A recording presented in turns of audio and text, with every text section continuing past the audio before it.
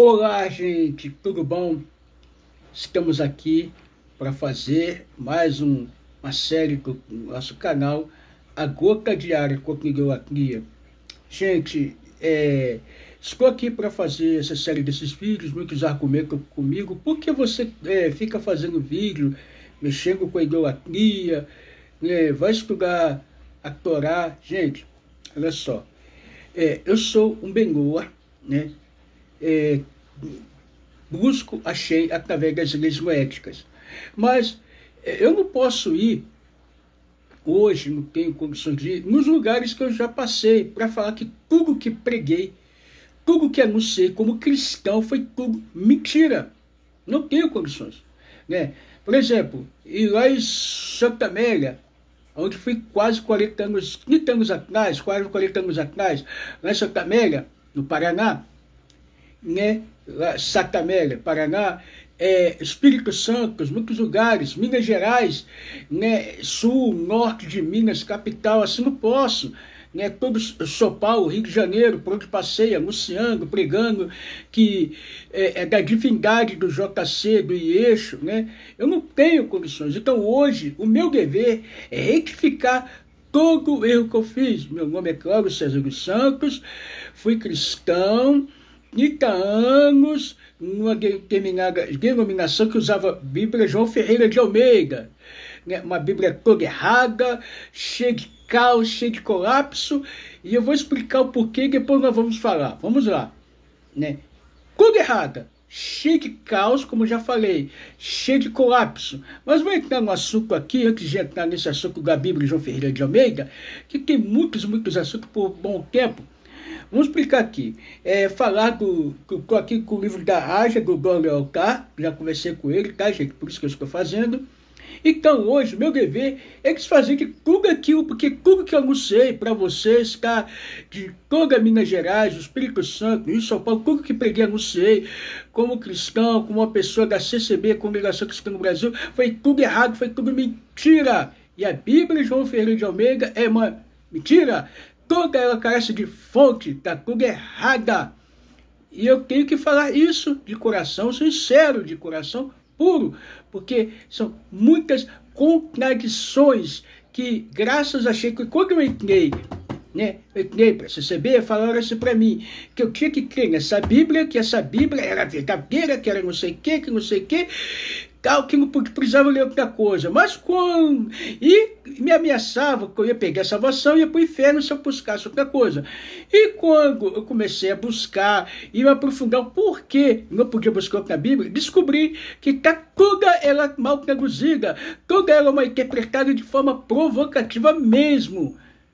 O que você vai esperar de uma pessoa que já foi, tentou ser padre, depois pastor protestante, e até uma contradição contra a CCB que fala que não tem pastor, que não crê em padre, até uma contradição usar uma Bíblia de um suposto padre, de um suposto, né, que tentou ser padre e depois pastor, até uma contradição, né, CCB, por favor. E outros lugares, Bíblia João Ferreira de Almeida, e estamos aí, vamos lá falar. O porquê o Messias da Bíblia, da Torá, não pode ser o mesmo do NT, que eles falam que é Novo Testamento, que não é Novo Testamento, coisa nenhuma. Vamos lá. Como o único verso é capaz de derrubar alguns dos principais pilares da fé cristã? Vamos lá. Judeus messiânicos acreditam como fundamentais dois pontos que iremos estudar hoje. Após aprendermos um pouco sobre esses pontos, iremos analisá-los à luz das Escrituras, ou seja, da Bíblia hebraica. Afinal de contas, judeus e cristãos concordam que a Bíblia hebraica é a palavra de Deus e que tudo o que ela tem é verdadeiro. Porque seja qualquer religião do ramo cristão, como eu fui da CCB, outros que foram da Deus Amor, outros que vêm aqui, outros que são do nosso grupo Movimento Bem no Brasil, eram muitos também de outras denominações, pastores, né? Outros foram padres, hoje, graças a Deus, estamos livres dessas heresias. Vamos lá. Mas eles concordam que os livros dos profetas todos são verdadeiros, só que incrementaram para colocar endeusar lá né, fazer o seu Deus lá, que não tem nada a ver com a interpretação. Vamos lá. O primeiro ponto que iremos estudar é muito conhecido. Cristãos acreditam que Jesus era livre de qualquer pecado. Nasceu sem pecado e nunca pecou. Encontramos esses argumentos em algumas passagens do NT, para não falar mais Novo Testamento, NT, que não é nada de novo, inventado por Roma, e não tem nenhuma autenticidade. Visto que temos um grande sumo sacerdote que adentrou os céus, Jesus, o Filho de Deus, apeguemos com toda firmeza a fé que professamos, pois não temos um sumo sacerdote que não possa compadecer-se das nossas fraquezas, mas sim alguém que, como nós, passou por todo tipo de tentação, porém sem pecado. Hebreus 4, 14 e 15. Aquele JC que não conheceu o pecado, fez pecado por nós, para que nele fôssemos feitos justiça de Deus. 2 Coríntios 5, 21. O segundo ponto está diretamente ligado ao primeiro e constitui o fundamento principal do cristianismo. JC morreu como um sacrifício pelos pecados da humanidade. De acordo com o cristianismo, somente alguém sem pecados poderia realizar um feito desses. Da mesma forma que os sacrifícios no tempo não podiam ter efeito algum. Vamos lá?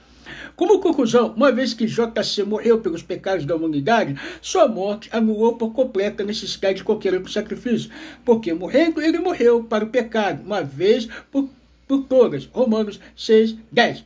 Não por meio de sangue, de bodes e novilhos, mas pelo seu próprio sangue. Ele entrou no sangue dos santos, uma vez por todas, obteve eterna redenção. Hebreus 9, 12. Vamos lá. Pelo cumprimento dessa vontade, fomos santificados por meio do sacrifício do corpo de JC, oferecido uma vez por todas, onde essas coisas foram perdoadas. Não há mais necessidade de sacrifício pelo pecado. Hebreus 10, 10, 18. É importante ressaltar que esses princípios são fundamentais no cristianismo, tá, gente? Não no judaísmo. No meio do sacrifício do corpo de JC, oferecido uma vez por todas, onde essas coisas foram perdoadas, não há mais necessidades pelo pecado. Hebreus 10, 10, 18, vamos lá de novo ressaltar. É importante ressaltar que esses princípios são fundamentais no cristianismo e aceito por absolutamente todas as denominações cristãs, inclusive que eu frequentava, que eu receber. É simplesmente possível ser um cristão e não acreditar nesses pontos. Tenho dito isto, a seguinte questão: o que a Bíblia tem a dizer a respeito disso? E antes de falar aqui, não adianta me amedrontar que eu blasfemei, que eu era pecador, aquilo.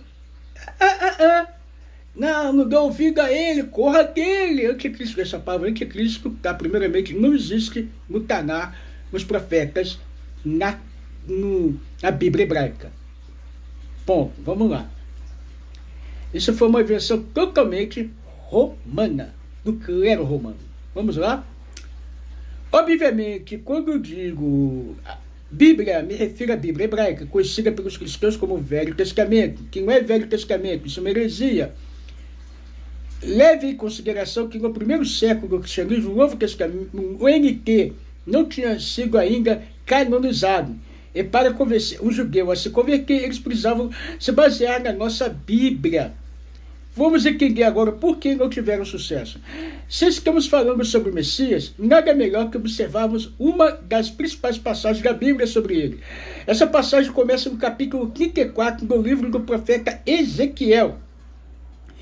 Do capítulo 34 até o final do livro, capítulo 48, o profeta descreve a era messiânica. Após lamentar a terrível situação do povo judeu no exílio, o profeta começa a apresentar uma mensagem de conforto que introduz o principal personagem dessa história. Vamos lá, gente, fazer aqui um adentro para ler o hebraico, tá? O hebraico da forma original.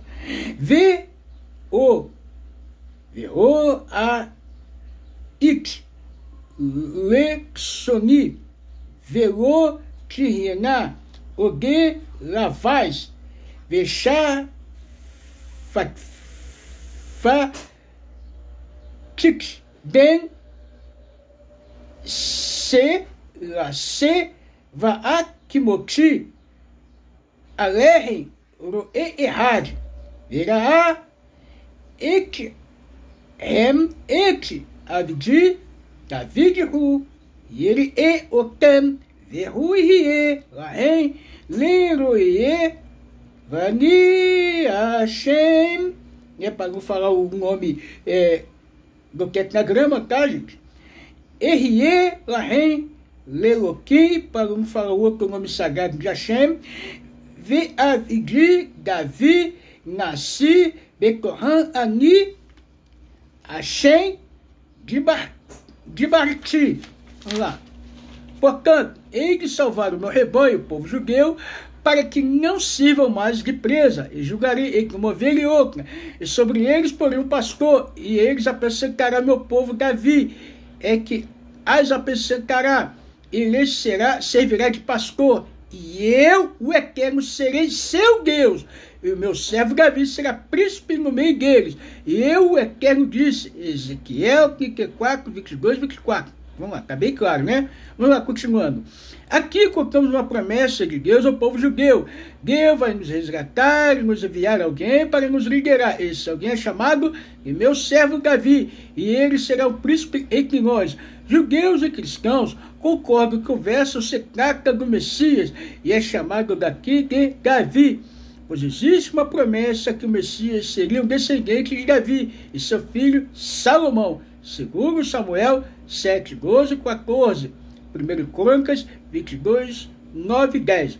Só para confirmar que essa também é a interpretação cristã, vejamos como o teólogo Charles Rire comenta o verso acima. Meu servo Davi não se trata do rei Davi ressurreto, meu servo, né, gente? Mas do descendente maior de Davi, o Machia.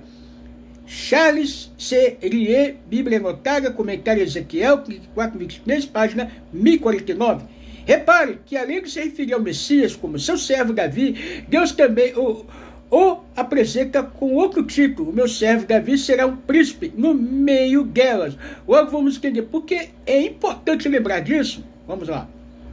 Nos capítulos seguintes, o profeta começa a escrever belíssimas passagens sobre a restauração de Israel, a reconstrução do templo em Jeremias, não em SP, não em São Paulo, tá, gente? E destaca a liderança do Messias aqui em nós. Então, gente, a liderança do Messias não é em São Paulo, não, como que muitas denominações, como eu já falei em São Paulo. Fala aí, um monte delas aí, que eu nem mais falar, tá, gente? Mas aqui eu fiz parte durante um bom tempo, a matriz é lá no Brás. E outras, né? Vamos lá. E meu servo Davi será rei sobre eles, e todos eles terão são pastor, e andarão nos meus juízos, guardarão meus estatutos, e os observarão. Ezequiel 37, 24. E habitarão na terra que deu meu servo Jacó, em que habitaram vossos pais, habitarão nela, e eles, seus filhos de seus filhos, para sempre. E Davi, meu servo, será seu príncipe eternamente. Ezequiel 37, 25. E os gentios saberão que eu, o Eterno, que sacrifico Israel, quando estiver o meu santuário no meio deles para sempre. Ezequiel 37, 28. Como ou melhor, sempre fica para o final, vamos analisar o verso prometido. Vimos que uma das promessas transmitidas pelo profeta Ezequiel é que Davi será nosso príncipe eternamente. Príncipe eternamente, tá, gente? Príncipe. Já entendemos que se trata de uma referência ao Messias que reinará em Israel no fim dos tempos. Mas, de acordo com Ezequiel, o príncipe fará algo que entrará em conflito direto com os dois fundamentos da fé cristã apontados acima. Vamos lá. Após a descrição em detalhes sobre o terceiro templo, o profeta começa a descrever os procedimentos para a sua inauguração. Entre esses procedimentos, teremos sacrifícios realizados para a purificação do templo. Preste bem atenção em cada palavra do verso a seguir. Veja, o sacrifício que será trazido pelo príncipe nesse dia. Viaçá, Anassi, Baioahu, Baago, Uvead com An Aarspar, Hatat. Entrará o príncipe nesse dia. Por ele e por todo o povo da terra um bezerro como sacrifício de pecado. Ezequiel 45, 22. Apesar de estar claro que ele tentar deixar ainda mais explícito, pelo que vemos no verso acima, a Bíblia nos diz que o Messias será um sacrifício para expiar os seus pecados e também o pecado de todo o povo. De acordo com o cristianismo, isso é impossível. Se JC, o Messias, não tinha pecado algum e sua morte encerrou qualquer necessidade de sacrifício, como explicar esse verso? Como explicar, gente? Esse verso, como explicar esse verso, tá, gente? Explicar que se ele não tinha pecado, tá? Então tem alguma coisa errada, que o verdadeiro Messias, o príncipe, ele vai oferecer oferta por ele e pelo povo. Então nós podemos ver que já vai de frente, porque o que o Paulo diz até do século no terceiro tempo não vai existir, né? Vai ter um falso profeta. Paulo era mentiroso, de mão dura, por favor. E quem buscou as suas denominações, tentou criar suas denominações religiosas aí para coisar, também não tinha direção nenhuma de Deus. Eu tenho revelação que o Espírito de Deus, eu tivesse tem nada, Espírito de Deus, qual é o nível de profecia, né? Não tem nada, seja qual for a religião, vocês inventaram, não foi Deus que iluminou vocês, foi o Espírito do engano. Vamos lá. E que mais? Se continuarmos a leitura, veremos que nos capítulos que seguem, o profeta nos mostra que o Messias seguirá os mandamentos da Torá, cumprirá o Shabat, não domingo, e as festas bíblicas, e não as católicas. Oferecerá sacrifício no templo e terá filhos. Ezequiel 45, 16, 18. Alguma semelhança entre o Messias cristão e seus ensinamentos? Parece que não. Missionários, em uma tentativa desesperada de encontrar uma resposta, alegam que esses sacrifícios são simbólicos, lembranças do sacrifício feito por J.C. Mas voltando para a Bíblia, vemos que nossos profetas não dizem isso, sim, que os sacrifícios serão ofertas reais, agradáveis e aceitas por Deus, como eram no passado. Então, as ofertas de Judá e de Jerusalém serão agradáveis ao Eterno, como nos dias passados, como nos tempos antigos, Malaquias, Malahi, em hebraico, 3:4, que tenhamos o mérito de presenciar a vinda do verdadeiro Mashiach, conforme as profecias que estudamos, e que seja breve, nessa hora tão difícil para o povo judeu. Tenha em mente os soldados que estão nesse momento lutando por Israel.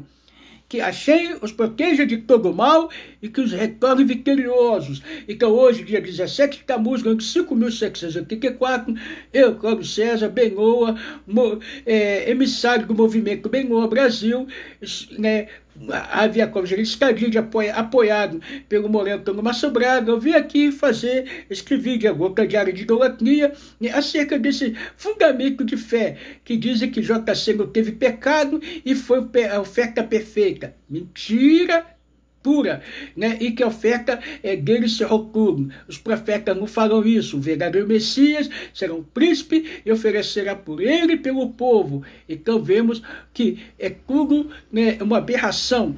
E como já falei, fiz outros vídeos e vídeos, a face do capítulo 7, versículo 14, lá de Isaías, né, a face da virgindade, outros vídeos acerca do espírito, de blasfêmia contra Deus e o Espírito Santo, mostrando onde está. Fiz muito, mas vou voltar a fazer de novo, tá bom, gente? Gente, tudo de bom. Né? Eu sei, tem pessoas muito boas dentro da CCB e outras denominações, não estou atacando, estou em contra vocês são maravilhosos, mas a questão é que a religião cristã tem certos conceitos, moral, ético, mas a idolatria, o engano está lá. Você quer uma busca verdadeira por Deus? Busque a Deus dentro das escrituras judaicas. Foi aprendendo o hebraico, buscando a verdade, saindo da caixa de fósforo do medo de ir para o inferno, de perder a salvação, que me colocavam medo, os ministérios da CCB colocavam medo, pavor, a minha família, muitos que são de lá, né? Ai, aquela agonia, aquele pavor. Graças a Shem, não tenho. Não sou eu, mas muitos. E muitos do Rio de Janeiro têm saído para buscar junto conosco, aqui de Friburgo e de outros lugares. Quem saíram desse lugar, saíram junto comigo da CCB, sabe por quê? Porque viram erro, não nas pessoas em si, mas nos poucos tópicos dessa Bíblia, João Ferreira Mesqueira de Almeida. Que não tem nada claro, tudo carece de legitimidade. Tudo de bom, gente, venha ligar conosco.